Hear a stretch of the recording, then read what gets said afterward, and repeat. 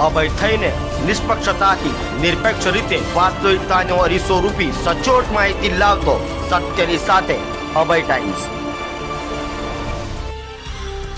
સુરત મહાનગરપાલિકાની pre monsoon કામગીરીની pole ખુલવા પામ્યું છે। માત્ર સામાન્ય પડેલા વરસાદમાં સુરત શહેર પાણી થઈ જવા પામ્યું છે અને ઠેર ઠેર પાણી ભરાયું છે। હાલ ચોમાસાની સિઝન શરૂ થઈ છે તેમ ગુરુવારે રાત્રે ધીમી ધારે વરસાદ સુરત શહેર સહિત દક્ષિણ ગુજરાતમાં પડવાનું શરૂ થવા પામ્યું છે।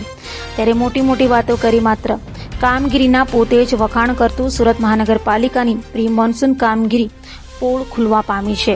સામાન્ય પડેલા વરસાદને કારણે સુરત શહેરમાં ઠેર ઠેર પાણી ભરવાના દ્રશ્યો જોવા મળ્યા હતા। ત્યારે વાત કરી રહ્યા છીએ ઉત્તરાયણ પોલીસ સ્ટેશનની બહારની। ઉત્તરાયણ પોલીસ સ્ટેશનની બહાર વરસાદી પાણી ભરવાને કારણે પોલીસ સ્ટેશનમાં આવતા પોલીસ કર્મચારીઓ તેમજ લોકોને હાલાકી પડવા પામી રહી છે અને અવરજવર કરવું મુશ્કેલ બન્યું છે। સાથે પોલીસ ખાતાએ જપ્ત કરેલા વાહનો પણ પાણીમાં ગરકાવ થઈ ગયા છે।